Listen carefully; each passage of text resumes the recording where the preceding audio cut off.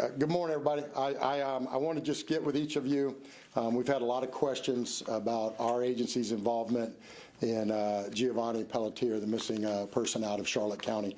First thing I want to clarify is we are not the lead agency on this investigation. Charlotte County is the lead agency on this investigation.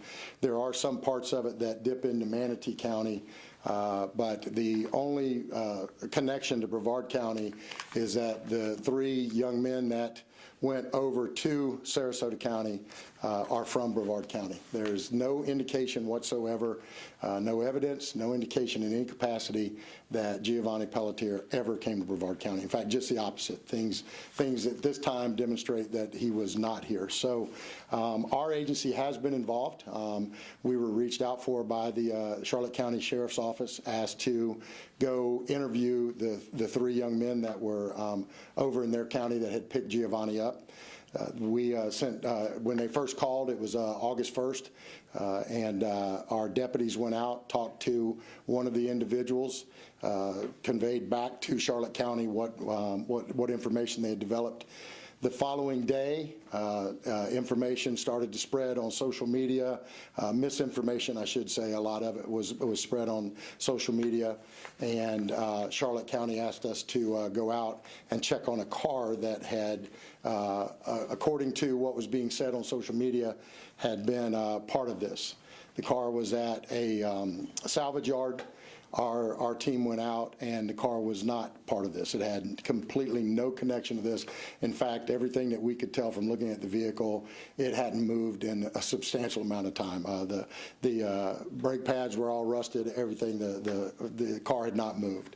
So, but as part of our assistance with them, as part of us offering any resources to them we could, we actually sent agents to go interview the 3 young men. We've not only interviewed them, we've interviewed other members of the family. We've also recovered the actual vehicle that was that the boys were driving, and that vehicle, the family gave it to us, said, take it, do whatever you need to do with it. We did. We took it, and we had our crime scene team go through it and reported back to Charlotte County that there was no evidence of any type of wrongdoing that was part of it. So, you know, as you guys have probably seen in some of the stuff going on, some of the news reports, some of his items, a backpack, a school bag, and a telephone were found on the interstate over in Manatee County, I believe it was.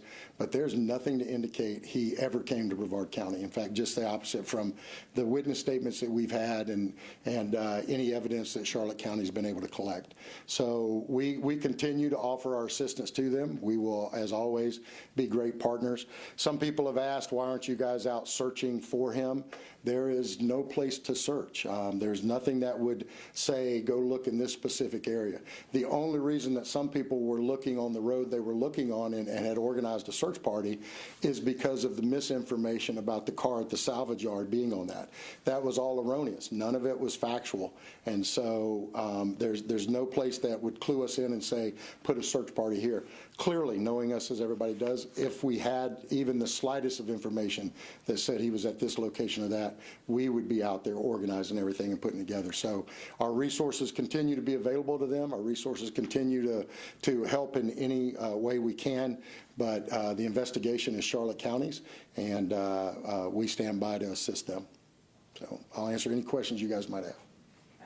I don't know if you can answer this, Sheriff, but I'll ask it anyway. It's been a week since this young man disappeared. Have there been any sightings? Has there been, you know, any substantial leads that you're aware of? To my knowledge, there's not been any sightings, certainly none that I've been made aware of. I can tell you that a lot of information has come in. In fact, that's one of the things that we would ask. There was something went out that said, if you have information, call your local law enforcement agency. I think the better path to protecting the integrity of the information is to contact the Charlotte County Sheriff's Office and speak directly with the agents or investigators that are working this case. Because, you know, if you're calling an agency in Brunswick, Georgia, for example, and giving them information, something's going to get lost in the translation. So the best point of contact is the Charlotte County Sheriff's Office. Did you also learn about the last text his family says that he sent that said something along the lines of, help me, Mom? I've been made aware of that, but I haven't seen it. I don't know the relevance of it in you know, the context of it, I should say. if you spoke to the 3 other people in the vehicle as well, does their story match what Charlotte County says they said? So from what I can tell you, well, we did the interview of them. So what I can tell you is that everyone we have interviewed, their story is consistent throughout. Not just the 3 boys, but also family members, timeline, everything else seems to be consistent with their story. Even if there is no foul play, how can someone disappear? Is there any explanation for that in this day? So, I mean, obviously, you know, there's certainly great concern for this young man's safety, especially as time goes on. So someone disappearing just off the face of the earth is very difficult to do. You know, what was going on in the car, what we've been told is he was acting kind of out of control and things, but to just, you know, not know where he's at this point, hopefully some type of evidence is going to lead us to that point. All right. Any cell phone records to track his movements? If there was a call or a text, are you able to Yeah. pinpoint? So Charlotte County has that part of the investigation. Obviously, you know, if we're conducting an investigation, we'll just say in a general format, we would be looking at cell phone records. We would be looking at any type of video cameras at businesses, anything of that nature in the area. I don't want to try and get too much in the weeds on their case to protect the integrity of it. I wanted to kind of touch on what we've done. But certainly, if it was a case that we were working in a different, that would be the things we'd be looking at.